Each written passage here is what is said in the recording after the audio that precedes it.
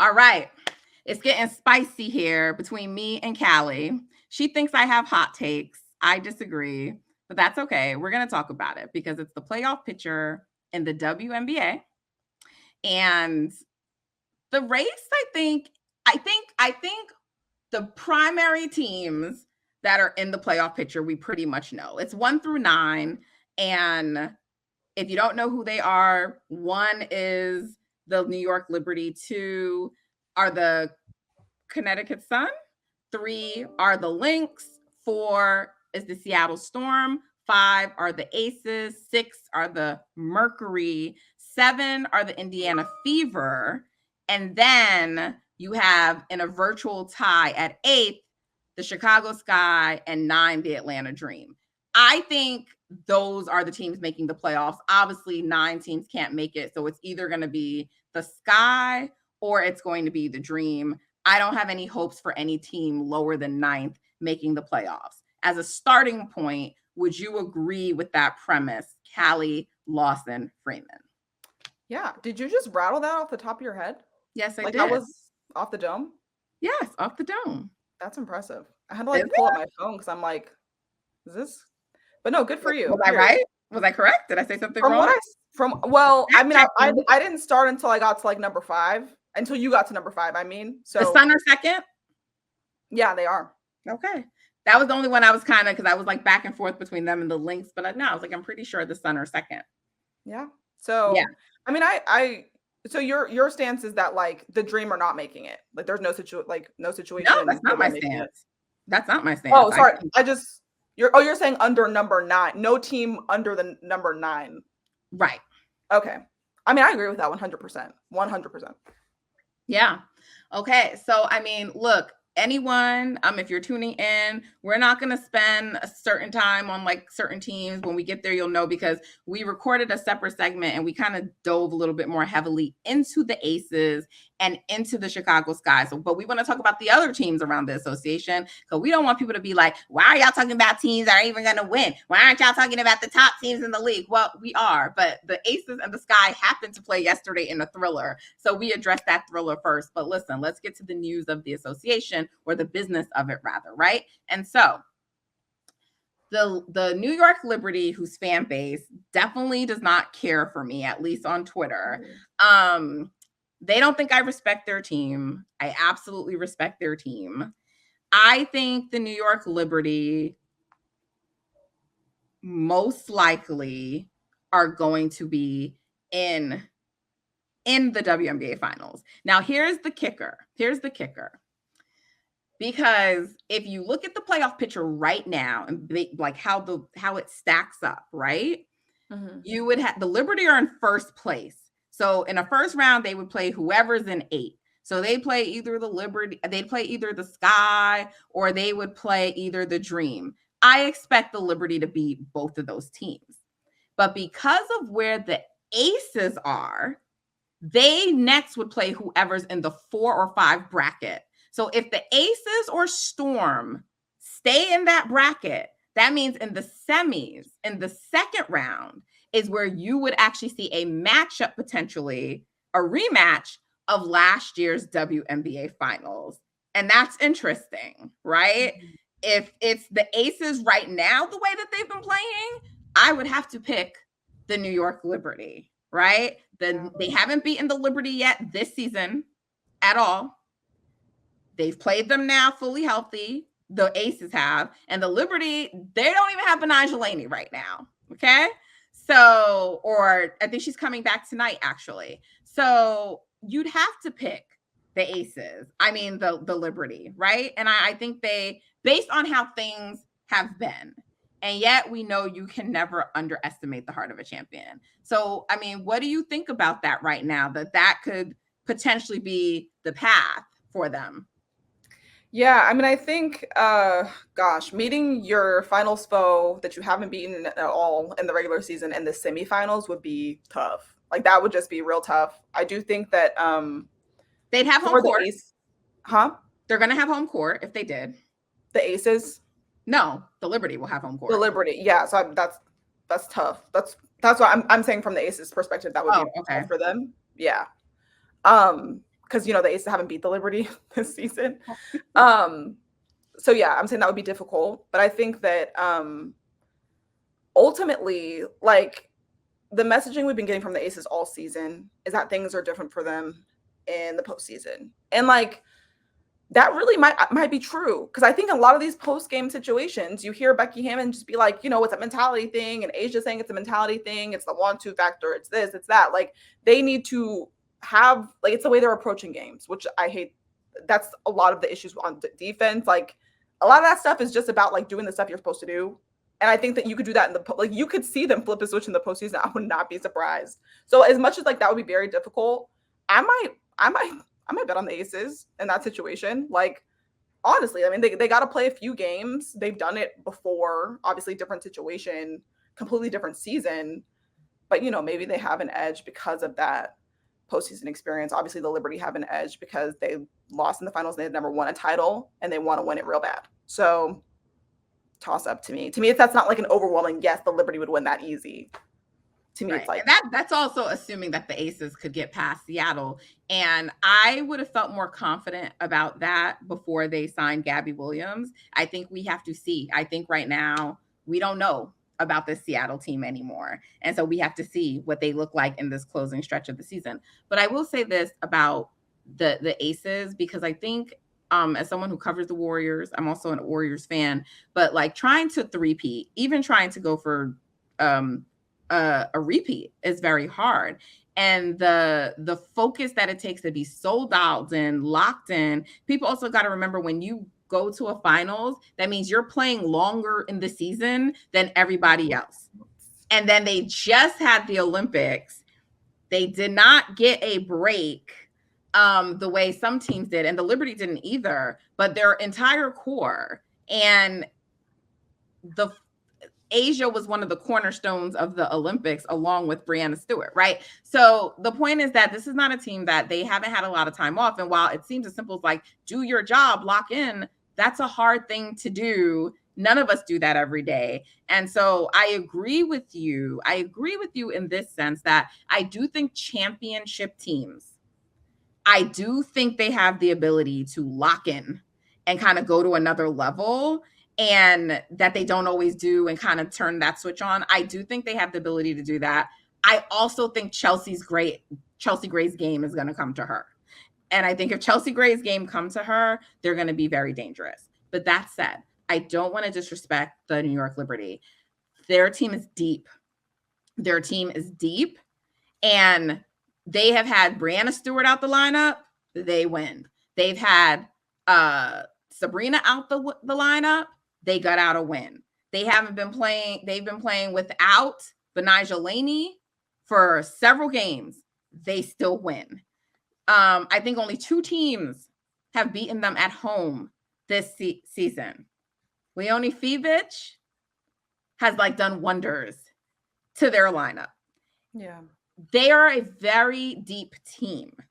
That they can go deep in the playoffs. And what I'm saying is that I do think there are reasons to validly be concerned about Vegas's bench this season, because your bench is supposed to take the pressure off of you during the regular season, so you don't have to overburden your core, and their bench hasn't been able to do that. And so to me, it's sort of like an attrition thing, right? Like, do I think the Aces have enough talent to go toe-to-toe with the Liberty? Probably. But I think the Liberty are more equipped to win the battle of attrition. Yeah. I mean, I think like at this point, you're right. It's kind of like with the Aces, you want to just like focus on getting through the storm. And I know you're kind of saying like, you don't know how effective, like, I mean, to me, Gabby Williams is like, that's like huge. Like seeing them add her, I'm like, you guys, like you got a lot better. I think that catapults them into real legit contender. Yeah. So to me, it's like, that's the main conversation. I mean, we could talk about Aces, Liberty, whatever, but like the Storm. But because when you add pieces, they don't always work out right away. And that's why I'm saying it's like, yeah, like on a piece of paper, sure, but all the pieces got to fit. In the same way that Natalie Williams told you, like, we don't want to add anyone else, because but I think the fact, so exactly, like the way that Natalie Williams, like general manager of the Aces, is like, hey, like we're not in the position to do that. The fact that the Storm general manager added Gabby, like that shows like, hey, like we think that we can do that. Plus, Gabby's not like unfamiliar with the Storm as a team or anything like that. Like this version of the Storm, she is. I mean, this is a completely different Storm team that she played for. And I don't know that would mean that they feel they're in a position to do it, but I think that they know that they needed to add more to their team. So you add the more. And if it's a player like Gabby, it just makes sense. But it's still a lot to figure out in a short period of time. And so and like we've seen it work really well. Like Marina looks really great with the Sun. You know what I mean? Like pretty immediately. Yeah, it's been a handful of games. So I also think people who have international basketball experience, like you can kind of count on them to be able to fit in with a new system easily. That's kind of like the name. No, I'm not saying it won't work out. I'm just saying like putting in new pieces and saying it's going to all work together and culminate in you winning a championship in year one is lofty. It just I mean, I'm just more like, I'm not saying they're going to win a title. I'm just saying like in terms of the playoffs, that makes them like really scary. I don't like. I agree. Like that just makes them really scary to me. If it all fits together, and we just haven't seen it yet, so it's going to be like the first night. So that's why like I'm sort of like, but I agree with you. I think adding Gabby Williams is a game changer. Like we are aligned there. And so, but I don't know if it's enough of a game changer that it's going to mean much for the Liberty. So to just close with them, I think the Liberty can right now, I think they can beat any team and win a championship, but I would favor them over any team except one team right now. Do you know who that one team is, Callie? The Lynx. Yeah. I think the Lynx are the best team in the WNBA right now. I might have to agree, truly, just because Nafisa, what Nafisa is doing right now is so impressive.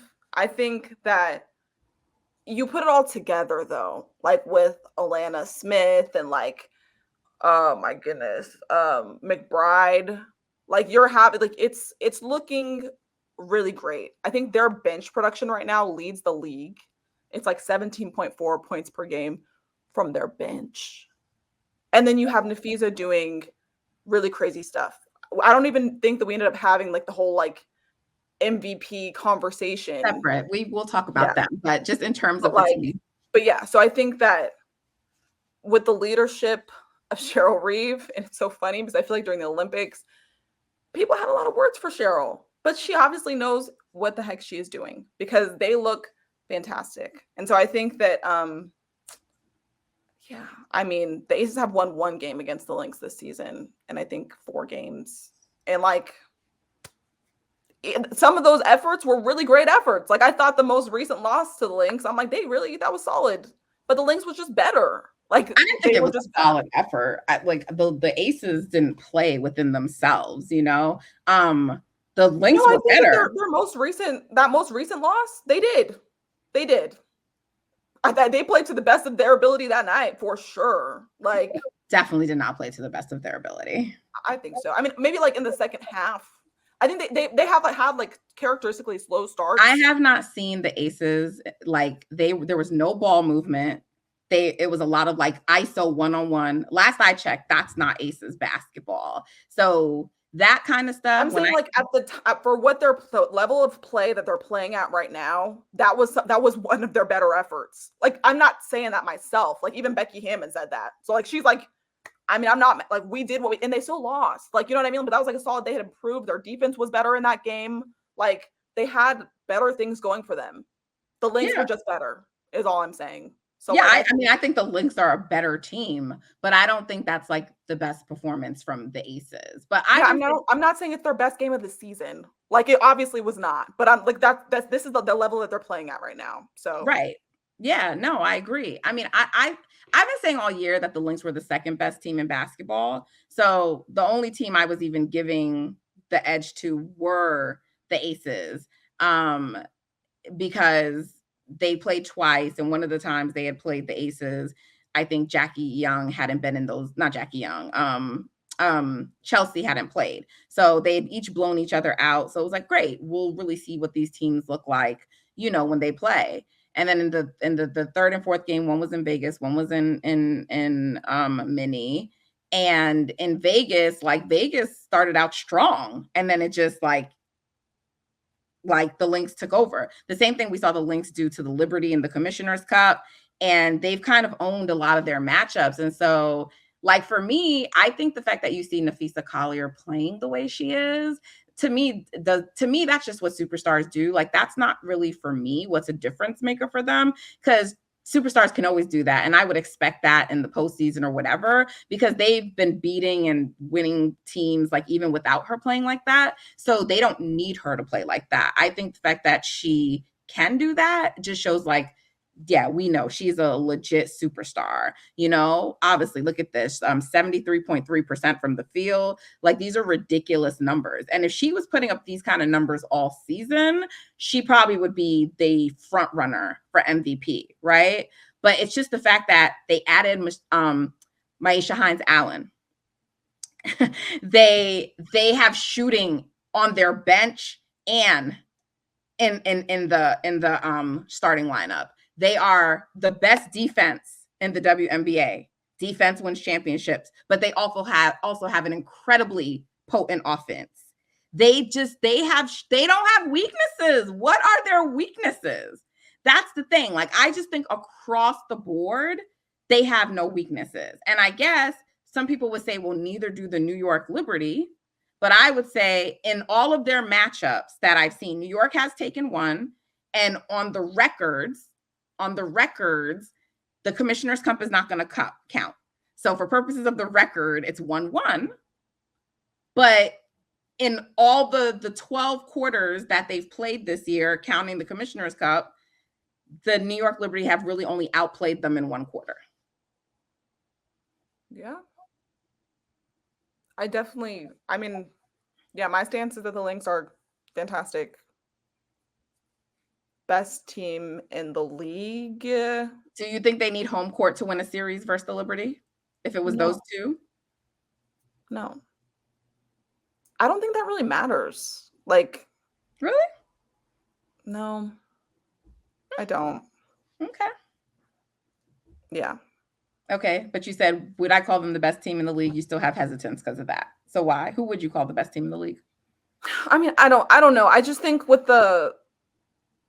I think like you said, you don't want to disrespect the Liberty, and their record says that they're the best team in the league. And so it's like, I want to missed the multiple games. So that's when the Lynx drops them. So they were like right behind the Liberty all season. So if we understand why the Lynx lost games, I don't think that's disrespectful. They were without their best player for a number of games. Yeah, but I think like you mentioned, I mean, listen, I'm not trying to defend the Liberty. I'm just trying, but it's like you mentioned, like they've missed Benijah Laney, like they've had. Benijah Laney is not Napheesa Collier. Right. I know. I'm just saying, like Right, but I don't think the ability to win games without your players makes you better than another team. It's about when both are healthy, who's better, right? Because when we're talking about predictions and who's the best team, we're talking about being intact and fully healthy, right? So, I mean, I think if someone wants to say, well, we haven't seen the fully healthy Liberty and what they can be when they're like that, that's fair to me. I would accept that. But I think that we've seen the fully healthy Lynx, and they're really, really dangerous. Yeah. I agree with that 100%.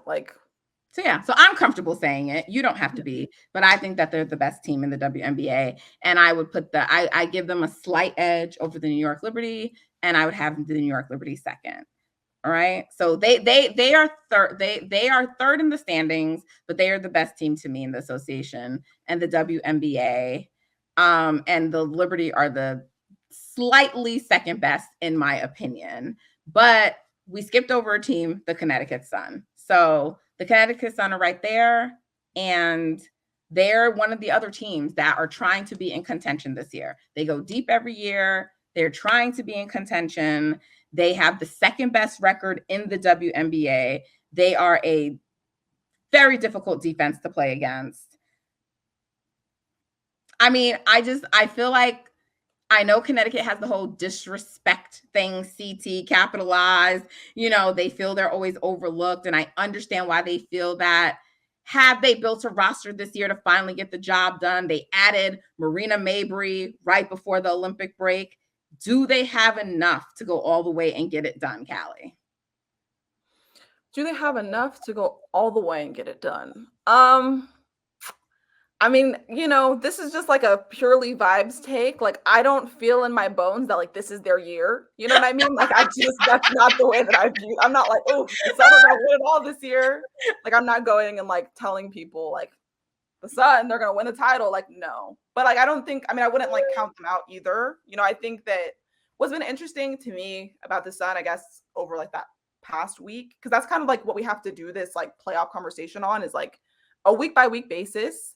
And it's like they had that really cool game in Boston against the Sparks, which is like, no disrespect, but like that's an easy dub. You know what I mean? The Sparks, it's almost like the Sparks don't know how to win at this point. Like, I don't know what's going on with them. And then, they kind of had to come from behind to beat the Sky.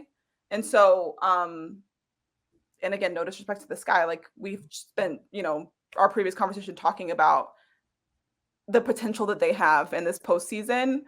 But I do think that like when you're trying to evaluate like a contender for the title, you want to like, I guess, pit them more recently against a team, as you've said previously, is like a team that you could genuinely see winning the championship.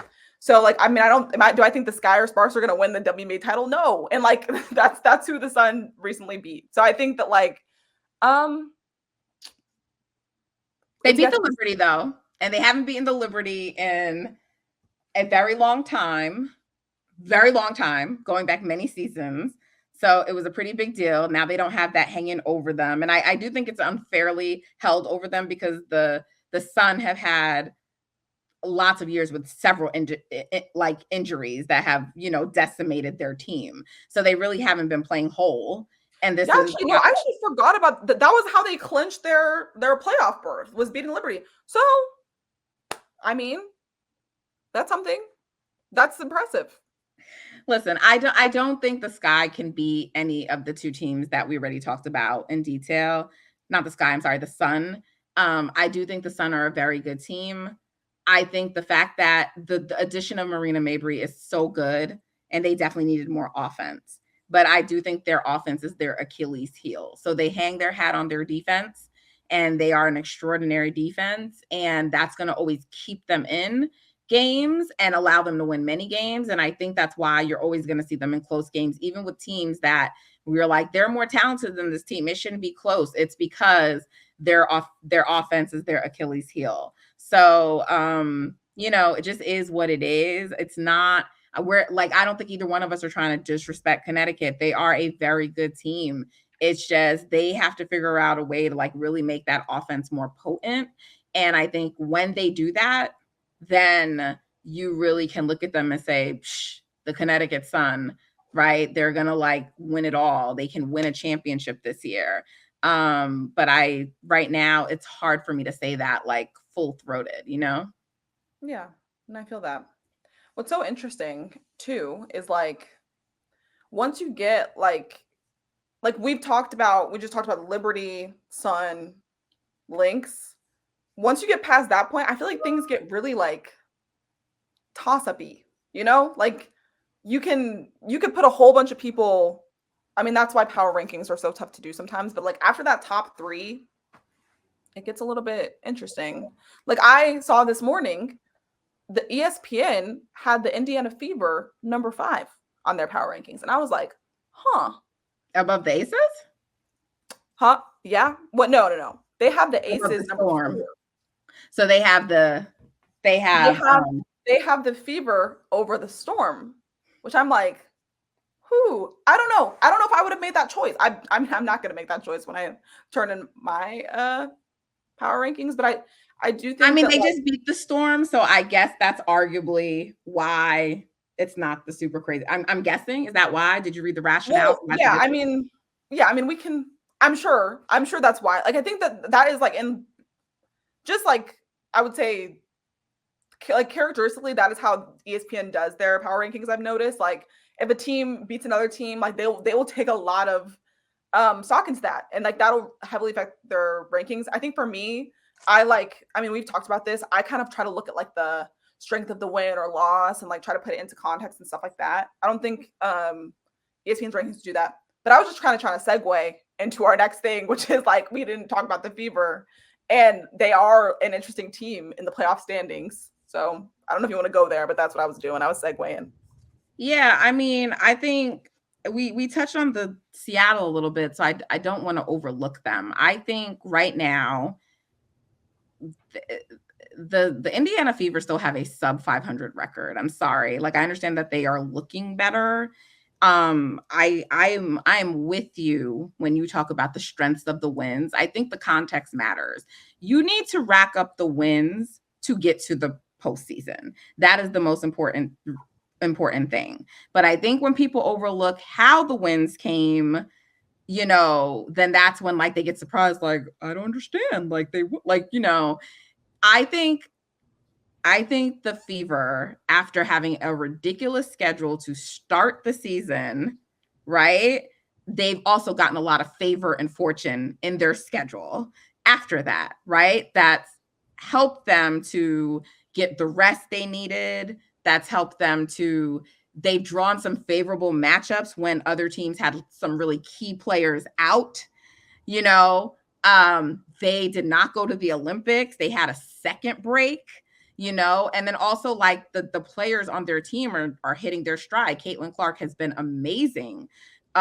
She's been amazing all season, but she's been amazing post-Olympics breaks. Aaliyah Boston, after early in the season, kind of starting off rocky, she's looked a lot more like herself. So they're kind of stacking all these wins, and people are like, oh, this team looks so good. And they do, but like, again, you beat a team like the Mercury, and I think it's how you value a team like the Mercury. I think the Mercury have been around 500 all year. They've shown us who they are. They've never been too many games above 500, right? That's even after BG came back to the lineup.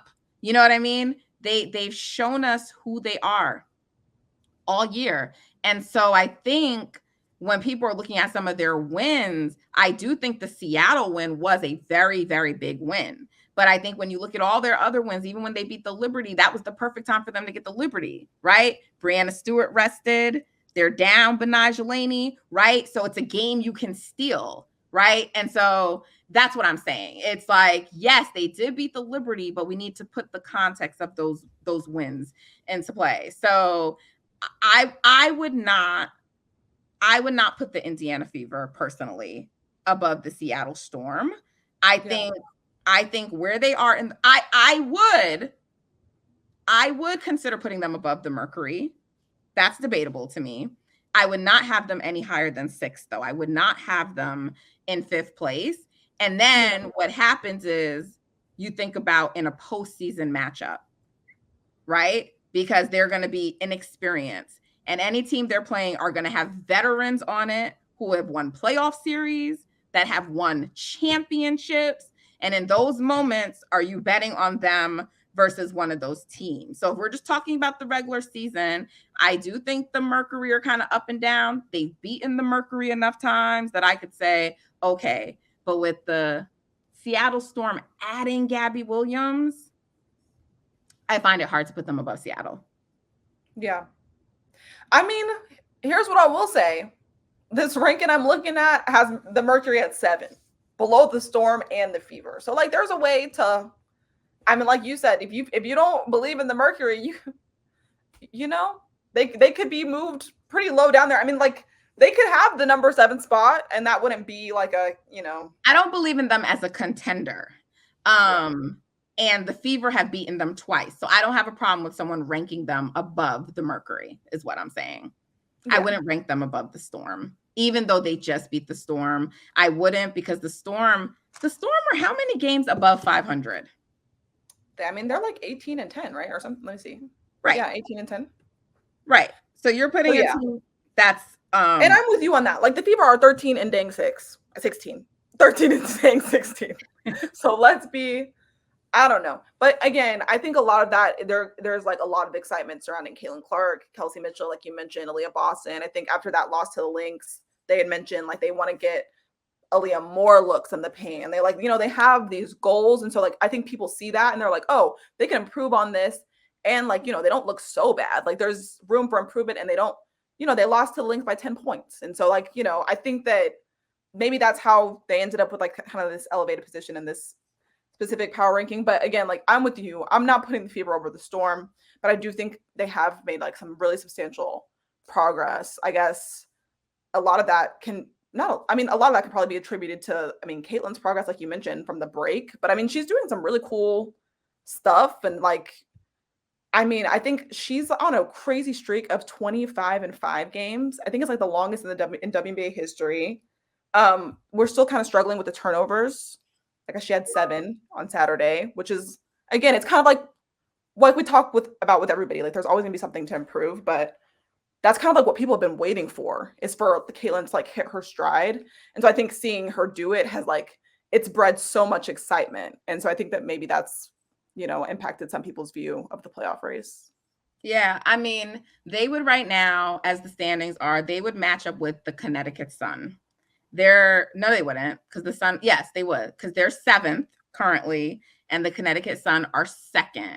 I have a feeling the Lynx will move up into 2nd place and take that. But whether it's the Lynx or the Sun, would you take the Indiana Fever over either one of those teams? Because that would be the first round matchup to win the series. Could they upset either one of those teams?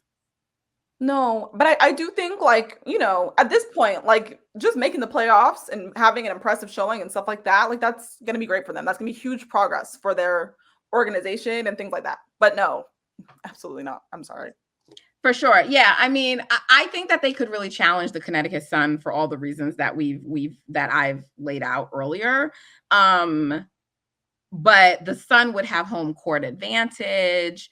I just don't see it. So yeah, I think because there's a lot of people who are saying like, I think they're going to upset a team. They're going to be like a sneaky upset. I think that's only possible depending on who they match up with. And that's right now currently who they'd be matching up with. So I think the Sun, if they're going to try to upset someone, I think it would be the Sun.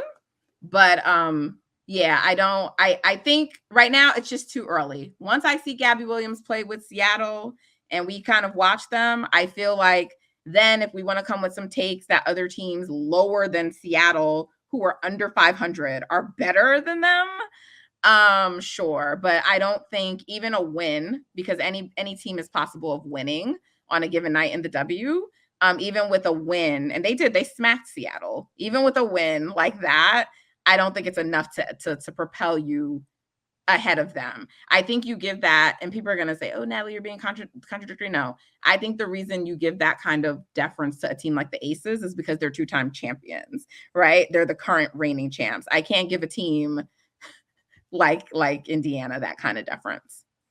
Yeah. I think that's totally fair. So and yeah, I feel like now we've touched on like every team. Like I think we talked about the Dream, how they've been kind of bolstered by the returns of some important players. Mercury. Well, we talked about the Mercury. We didn't say a lot of great stuff about the Mercury. We did talk about them. We talked about the Storm. I don't think there's anything to talk about right now with the Mercury. I think the Mercury are like reestablishing themselves, and that's it. They added Kalia Copper, they added some other pieces, and they made room, right? They traded some right at the trade deadline. They made room to add pieces. So they're not a rebuilding team, but I think that when I say reestablish, because we know who the Phoenix Mercury once were, right? And so, they were only in the finals not that long ago. So they didn't win it, but they were there. So I think we have to remember that. So I think, they'll probably do some more this offseason and we'll see. But I don't, look, the great LaChina Robinson said the Phoenix Mercury are still a contending team. I wouldn't classify them like that. But I think that, there's not much to say. They've been around 500 all season. At no point have they been substantially higher than 500. I think this is who they are as a team. And so I think they make the playoffs. I think they are likely a first round out because If they stay at number 6, you know, who knows? Because they've battled with the Sun. If they stay at number 6, I keep saying the Sun, but right now the Sun are actually in second. So let's say the Lynx are still at third. I don't think that the Phoenix Mercury can beat the Lynx. I think any team that gets the Sun has a chance, only because of their offense. That's why. Only because of the offensive weaknesses of the Sun. So I think anyone who's down below, if they're going to have to pay one of the upper echelon teams, they should be vying, I think, for it to be Connecticut. Because I do really think 4 and 5 is ultimately going to be Seattle and the Aces. Which team is going to be 4 and which team is going to be 5, I don't know. I think those can flip-flop, but I think ultimately they're probably going to stay in that 4 and 5 position, those two teams. So if you're looking at the Lynx and you're looking at the Liberty and you're looking at the Sun and you're a lower seeded team, which of the 3 would you want to play? Yeah, probably the Sun. So we'll see. But that is, you know, what's happening right now with the playoff picture. So look, I think it's going to be a lot of close games going down the stretch. Everybody's trying to jockey right now for position to make their position better. Obviously, I think the Aces really are going to want to try to at least get to number 4 so they can at least have one home court round, you know. But you said Becky Hammon brought up the Chicago Sky. So there's a reason she brought that up. Yeah. So anyway, look, Callie, thank you. Thank you for this breakdown. I really appreciate it. This has been fun.